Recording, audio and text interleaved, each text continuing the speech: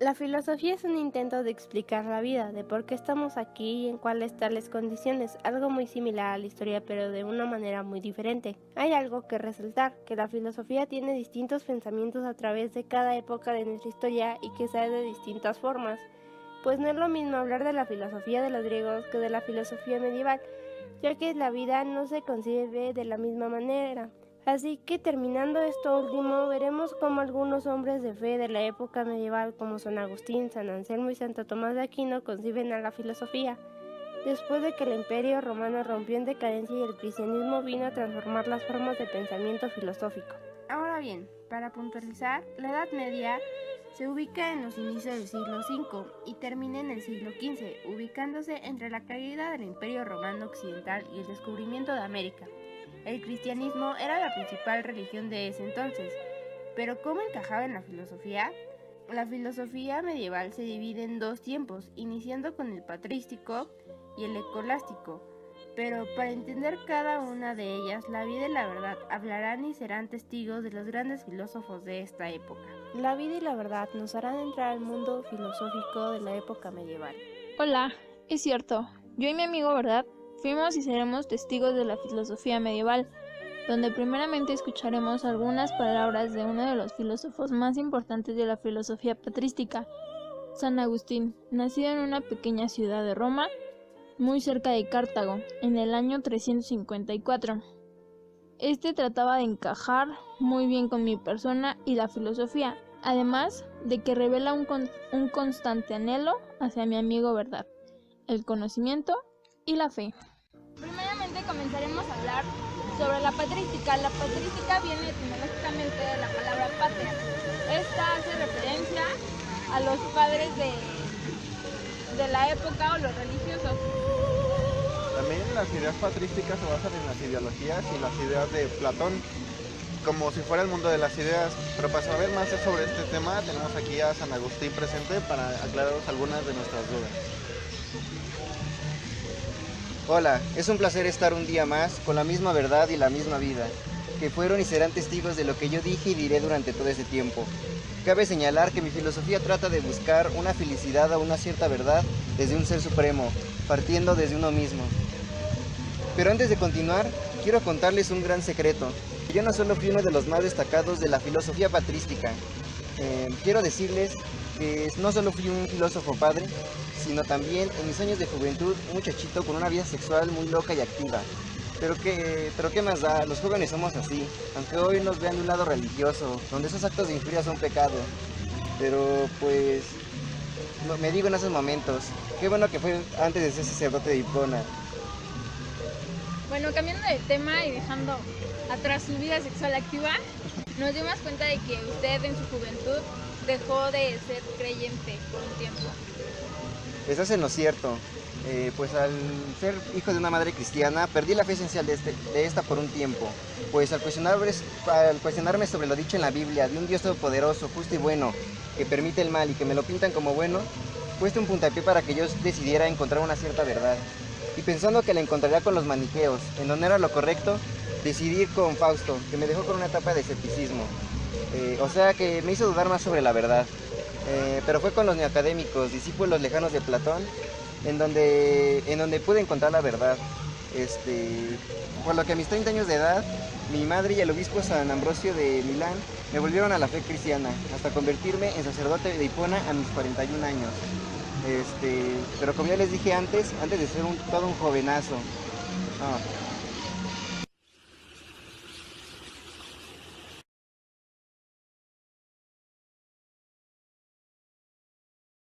Antes de continuar, acabo de recordar algo muy interesante que me pasó en mi vida.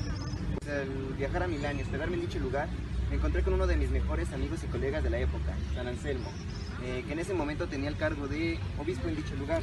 Recuerdo muy bien que este obispo, este gran amigo mío, me volvió a la fe cristiana primero que mi madre y San Ambrosio de Milán. Le agradezco ya que él me habló de muchas cuestiones cristianas y que me fui envuelto nuevamente por esa religión.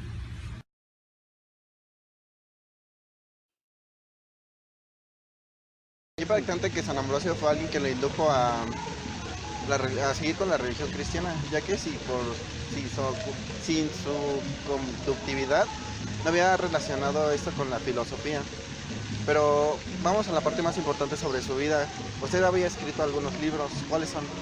Estos son varios. Escribí contra académicos en el año 386, de Beata Vita un año después de este. ¿Cuál otro? De Beata Vita. Mis obras literarias sobre la filosofía. No, mis obras literarias que hablan sobre las herejías del mundo cristiano. Además escribí los soliloquios en el mismo año en que publiqué contra académicos. La naturaleza del bien, escrita en el 405, de la Trinidad, un libro, una obra en la que me tardé casi 16 años en escribirla, un lapso de 16 años, del 400 al 416. De la naturaleza del bien, como ya te lo dije, del 405, las confesiones en el 400, y la ciudad de Dios, una de las obras más importantes que he escrito en mi vida. También abarcando un lapso de 13 años de mi vida, del 403 al 426 cuando lo publiqué. Y cabe señalar que estas dos últimas obras fueron las más importantes de mi vida, hijo. Para un filósofo tan grande como usted, en un tiempo nos dimos cuenta de que usted empezó a dudar sobre cosas. Sí, sobre las dudas, sobre dudar. Sí, ¿cómo nos explica su duda? Al querer encontrar una cierta verdad y nunca poderla encontrar, lo que queda es dudar. Y dudar nos hace existir, o lo que es lo mismo, vivir. Pues esto nos lleva al hecho de que dudar nos revela una verdad absoluta, la de nuestra vida. Parece contradictorio, pero cierto, ya que sin la duda o la verdad, o lo que sea lo mismo, sin ti y la duda, no podremos existir. Yo le doy un sentido de que nosotros no tendríamos sentido en esta vida, en esta existencia. Es muy intrigante esto sobre su filosofía, ya que dudar es encontrar una verdad, es encontrar algo contradictorio pero cierto. Ya que estamos en esta onda de la vida, ¿no tendremos que entender el tiempo primero para entender la vida? ¿Quién nos dice acerca de esto? Estás en lo cierto. Pues la vida es un pasar de tiempo, pero si decimos que el pasado es un tiempo que ya no es, y un futuro que todavía no es, entonces ya no existe la vida, porque el presente es un fragmento de las otras dos, un pasado tiempo y un devenir de tiempo. Pero cabe señalar que si le damos otros sentidos al tiempo, como uno psicológico, nosotros podríamos explicar el tiempo. Yo alguna vez dije, yo soy quien recuerda, yo alma. Hay dos respuestas para esto. La primera quiere decir que el alma, o nosotros mismos, explicamos el tiempo y también los recuerdos. Esto último nos lleva a la palabra memoria, que es pensar en algo que nosotros recordamos y que a la vez nos lleva a través del tiempo. Entonces, esa es la primera respuesta para esto. La otra explicación sería que la memoria se encuentra por medio de Dios, y este es el hecho de existir o de vivir. ¿Sí me entendieron? Qué interesantísimo, San Agustín, pero ¿qué le parece si tomamos asiento? Porque le voy a hacer una pregunta algo extraña.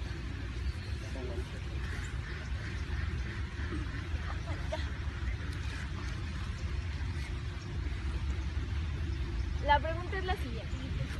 Es una que usted defiende con la fe. ¿Usted cómo comprueba la existencia de Dios?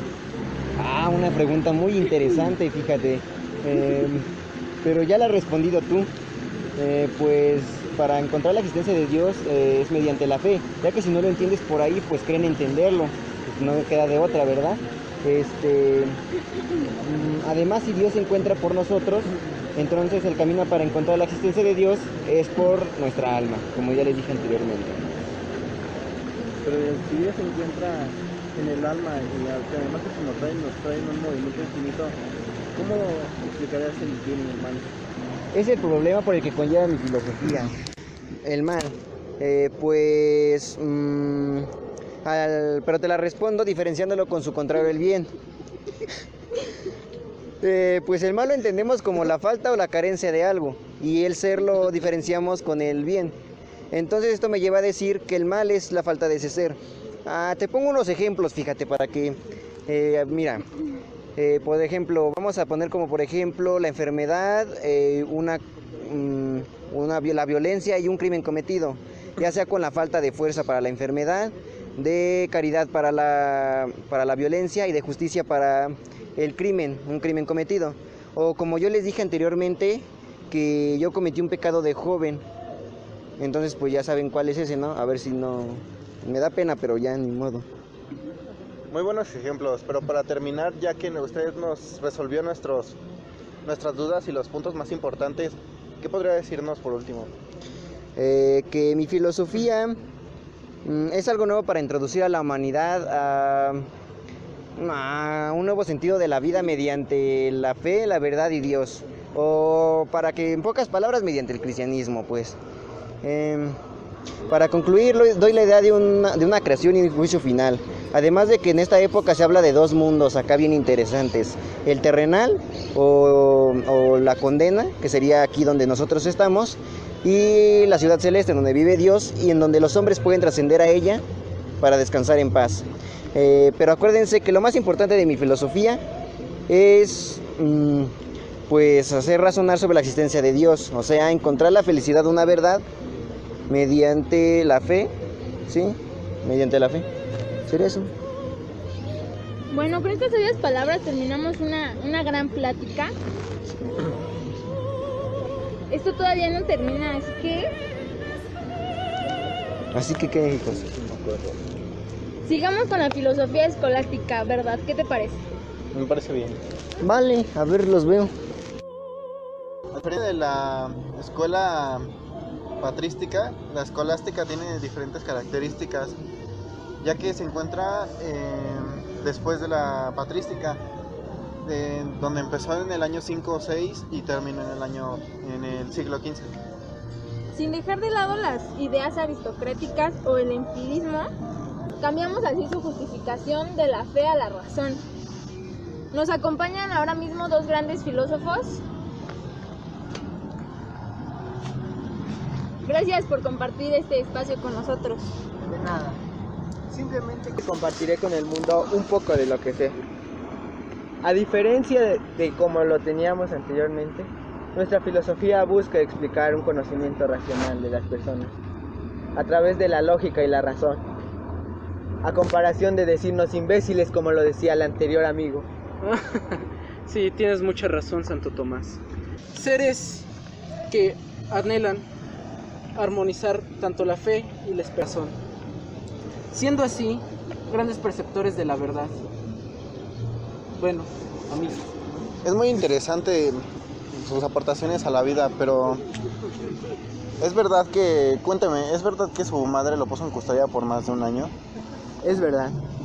Mi madre deseaba que me quedara en Montecassino hasta convertirme en algún abad, pero nunca me preguntaron a mí qué era lo que yo quería, por qué quería convertirme en algún dominico. Fue por ello entonces que me pusieron en custodia durante 2 años. Ellos querían que siguiera la tradición familiar, aunque era algo que yo no quería. Varias veces intentaron persuadirme, intentaron hacerme quitar estas creencias que quería de dominico, pero no lo lograron. Fue así que en 1245 fui quedado en libertad, por lo cual me fui a París y con Alberto Magno pude tener mayor ideología sobre esto. Alberto Magno fue un filósofo clave para mí, para poder crecer como filósofo. Muy buena, Santo Tomás. Lamento lo de tus padres. Supongo que hoy en día estarán orgullosos de ti. Y cuéntame, oí que estuviste en un monasterio muy importante, ¿es cierto? Pues te contaré un poco acerca de mi infancia. Yo había nacido en un pequeño castillo de Italia. Entonces yo recuerdo que cuando yo era pequeño, a la edad de 2 años, cuando vivía con mis 5 hermanos y 3 hermanas, un día de lluvia cayó un rayo y mató a mi hermana. Fue algo muy triste para mí, me pegó demasiado. Es por ello que desde hoy en día traigo mi rosario cada que ocurre alguna tormenta, para que la Virgen me ayude, la Virgen Santa Inés. Después de ello, recuerdo que también, que cuando estaba en mi suma teológica, con San Juan Casino fue que tuve algunas aportaciones. Él también fue un gran aporte para mi filosofía. Lamento que cambie de tema, pero tú también has escrito algunos libros, ¿verdad?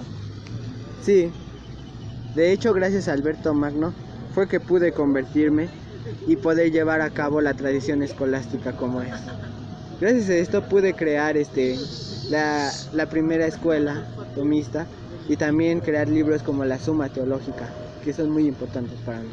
Muy interesante. ¿Y podrías recordar o contarme alguna aventura que hayas tenido en la escuela tomista? He oído que había mucha interacción con los jóvenes. Pues sí, cuando yo daba clases, muchas veces mis alumnos me llamaban buey mudo. Muchas veces malinterpretaban el significado de buey. Yo recuerdo que me llamaban esto porque era muy silencioso y callado, no porque realmente fuera güey. ¿O tú crees que podría ser como yo? Se dice que Santo Tomás podía dictar a 2 o 3 asistentes a la vez. Su letra no importaba porque normalmente dictaba a sus asistentes. Aunque parezca increíble, está bien documentado que Tomás podía dictar a varios de ellos al mismo tiempo y que podía pensar mucho más rápido de lo que podía escribir. Ay, Tomás, hay tantas cualidades y cualidades graciosas e interesantes sobre ti, que me imagino que haya influido en tu manera de cómo tienes concebido al ser. Sí, realmente te tengo que decir que tengo demasiadas aventuras que tienen su lado gracioso, divertido. En mi concepción del ser, yo partí de la concepción aristotélica que había. Fue un punto de partida muy importante para mí, puesto que la inmortalidad, el alma y la creación como eran establecidos, eran vitales. Ya que yo también creía que nosotros estábamos compuestos de 2 cosas, el alma y el espíritu, donde el alma reflejaba nuestra forma y el cuerpo era en donde estaba establecida realmente. Somos resultados de nuestra fe. Pero ¿qué importancia tiene el alma? Se tiene que relacionar con el cuerpo, ¿cierto? De hecho sí, el alma y el cuerpo se relacionan de una manera muy natural, ya que esta podría ser representada como si fuera un motor para el espíritu. La ética juega también un punto muy importante en esta creencia, pues para llegar a la verdad tenemos que intentar buscar algo similar, como lo había dicho San Agustín. Todos han intentado llegar, muchos filósofos han intentado llegar a mí, que es muy gracioso la verdad. Pero, ¿en qué deberíamos creer? Realmente, la inmortalidad, el alma, el cuerpo, la fe, la ética, la creación, la contingencia y razón, son algunas cosas vitales que tenemos que tener para poder entender mejor nuestro entorno. Y no solo la fe, como lo establecía Platón. Obrar a Dios siempre nos llevará hacia el bien, nos orientaría hacia Él y nos ayudaría mucho a los seres humanos para ser más sociales en todos los sentidos. Recuerda que el alma es inmaterial y no todo es incorruptible en lo natural. Busquemos la inmortalidad del hombre a través de Dios. Dios nos puede dar la inmortalidad del hombre. Terminar las preguntas. ¿Qué es lo que quiere Dios? ¿Cuál es el objetivo de la filosofía? Mira, hijo, he enseñado demasiadas cosas. Más que nada Dios nos da las enseñanzas que yo he manifestado en cada uno de mis libros. Aquellas enseñanzas que se basan en Jesucristo y la Santa Iglesia Católica. Recuerda, hijo, que nosotros debemos amar las cosas. Es más bonito amar que conocer. Eso es lo que quiere Dios en nosotros. Las cosas es mejor que vengan a nosotros y se adapten a nuestro ser. El amor es la respuesta a todo. Gracias por compartirnos sus conocimientos y sus experiencias de vida. Sus palabras fueron escuchadas y pues gracias por todo su aporte a nosotros. No es nada, hijo mío. Ahora seguiremos con el siguiente filósofo.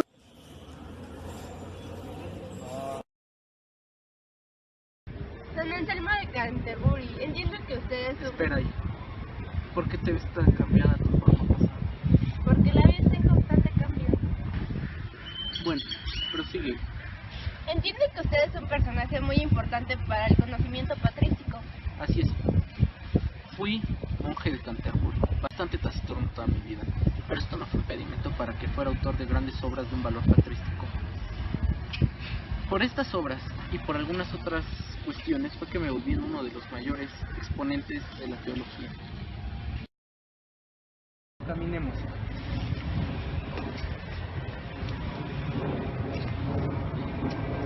Entiendo que tus escritos son muy importantes para este conocimiento, pero ¿cómo es que los humanos aprenden de ellos? Sí, esa es una buena pregunta, pequeña criatura ignorante y silvestre. Yo creo que el conocimiento empieza con los sentidos, ya que estos nos ayudan a percibir las cosas como en realidad son. Aunque estos nos niegan un juicio de verdad, este juicio proviene de la inteligencia. Y a su vez, la inteligencia proviene de la suma veritas, que en pocas palabras, y dicho de una manera bastante vaga, es Dios como sí mismo. Santo Tomás tiene una gran relación entre la razón y la fe, pero me gustaría saber cómo relacionas a ambas. Pues mira, al inicio de mi problemática de la suma veritas, confiaba mucho en la razón. Sin embargo, tenía que tener un previo acto de fe, porque sin este no podría llegar a este conocimiento tan anhelado. Gracias a esta razón fue que muchos de mis compañeros pensadores tacharon que mi única finalidad era llegar a la creación de la teología, y mucho más. Aceptaron como una verdad que la única percepción que yo tenía de la razón era otra perspectiva de la fe. Vaya que nunca leyeron en Monología ni en Prosologia, ya que en estos explico de una manera bastante detallada y con argumentos completamente racionales el cómo llegar a la suma veritas. Estos argumentos fueron bastante problemáticos, ya que la gente empezó a pensar que para llegar a las realidades superiores tenían que tener una previa fe completa, sin nada de razón. ¿Cómo lo siento de verdad? Pero como dice, se debe partir del hecho de la fe. Es como lo veo correcto. Pero ¿usted cómo puede dar una prueba de que Dios existe? Pues mire, yo en mi libro del Monologión, en un argumento posterior, hago mención a la gradualidad de las cosas, de la perfección de las cosas sensibles de la vida. En la vida hay cosas buenas, otras que no lo son tantos, pero el bien está entre las dos, sin llegarse a inclinar a algún lado. Pero pasando a otro de mis libros, el Prosologia, en donde se encuentra la prueba original de Dios. En el argumento ontológico, explico cómo no se puede no creer en Dios, ya que en el mismo hecho de pensarlo, como el ser divino, perfecto y maravilloso que es, está existiendo en nuestras mentes. Pero este argumento establece algo perfecto y maravilloso, pero no se puede deducir la existencia real, ¿o sí? Ay, vida mía, vaya que eres ignorante y tonto. Claro, por eso tanta gente te ha vivido. Mira, este argumento solo vale para el caso del ser perfectísimo que estamos hablando, o sea, Dios. Ya que, porque de no ser así, este no podría ser un ser perfecto. Ya que todo lo real y existente conlleva por sí mismo una perfección. Una perfección que va más allá del mero significado que tenemos sobre la palabra. Gracias a esto, podemos deducir que Dios es un sumo ser y un sumo bueno. Porque nos ha brindado al hombre, a ti, a todos los seres que existen de una inteligencia y por ende de una parte de su esencia.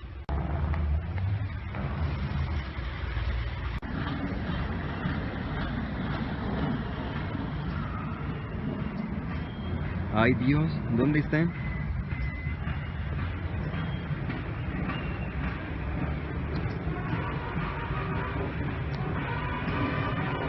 Para terminar con esta gran plática medieval, ¿podría decirme lo que piensa sobre la moral para entender esta? Mira, es percibir a la perfección como el reflejo exacto de la idea divina, siempre según las cuales fueron hechas, porque así lo hizo el creador. Pero es diferente con los seres inteligentes, ya que ellos, su perfección se basa en ser lo que deben ser y siempre quererlo, porque esta es su rectitud y su justicia.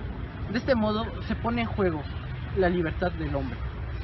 Señor filósofo, ¿me podría decir cuál es la libertad del hombre? Perdón por tantas preguntas, pero esto es muy interesante. Claro. todo ser ignorante se le parece interesante cualquier plática. Pues mira, la libertad del hombre es la capacidad que tiene de hacer o no hacer, de pecar o no pecar. Es la capacidad de hacer el bien. Oh, ya lo voy a entender mejor. Antes de irse, ¿podría darnos uno de sus grandes pensamientos científicos? Claro que sí. Aunque vaya, estás destacando que realmente no leíste nada de lo que yo escribí, solo para ti. Bueno, Dios en nosotros pone la voluntad del bien y nos predestina a esto mismo, al bien. Sin embargo, esta predestinación no nos priva de la libertad del hombre, ya que Dios solo nos pone y nos junta, pero no nos obliga a nada. Nosotros somos líderes y dueños de nuestra propia vida. Continuando, la fe y la razón son importantes, puesto que estas son vitales y su importancia se basa en la vida. Todos hemos sido enviados para conocer acerca de nuestra realidad y darle un sentido a nuestra vida. Que nada, ¿por qué has vuelto a tu forma original? Pues porque la vida así es, la vida da muchas vueltas, la vida es cambio y claro, a veces hay retrocesos. Claro, la vida es vital, pero recuerda mi labor, recuerda que sin verdad no existiría algo que buscar en ella. Por eso siento que es importante mi aparición como conclusión en esta entrevista, ya que sin eso, ninguno de ellos dos fuera seguido a sus seguidores para llegar al fin que intentamos desear. Claro que es importante esto, pero, o sea, soy yo. O sea, la vida está en ti, está en todos. Soy yo, más importante. Creo que ni siquiera estás pensando en las cosas, ya que si lo estuvieras haciendo caso a las ideas filosóficas y al valor mutuo que tenemos los dos. Oye, no puedes decir eso. Acuérdate que debes escuchar a nuestros pensadores. Lo acaban de decir, mejor deberías dejar de alterar nuestro orden. Nosotros buscamos decir la verdad, no simplemente vivir. Tienes que aceptar que tengo la razón. No puedo creer que no entiendas razones. Mejor, por favor, aléjate un poco, por favor. No te preocupes, de verdad. Nuestro gran Dios nos apoyará. Recuerda que hemos venido a todos para poder vivir y así poder encontrar la verdad, pero siempre viviendo. Tranquilo, hermano. Claro que no, güey. ¿A poco estás dispuesto a contradecirte? Y así inclusive te consideran un santo. No creí conocerte tampoco, pinche santucho. Mejor deberías de irte ya, estúpido. Qué vergüenza me das que tengas una idea tan abstracta del conocimiento que de verdad deberíamos de tener nosotros. ¿Sí? Mejor guarda silencio, ¿sabes? Parece que necesitas reaccionar realmente. ¿De qué estúpido te llegas a oír? No tendría por qué escucharte. Nadie más que Dios me dice qué hacer. ¡Cállate!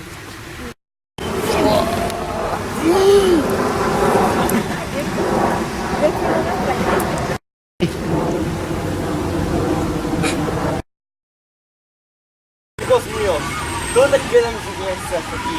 No era importancia de que se me embargo sin valor. Yo soy Dios, hijo de puta, yo soy su Dios. ¿Qué les hiciste, monstruo? Ah. Él era mi amigo, güey. Era mi amigo. Era cholo, pero era mi amigo. Lamento que ya me he ido de esto y visto también esto. El futuro está imposible. Espero que te haya traído una buena noche.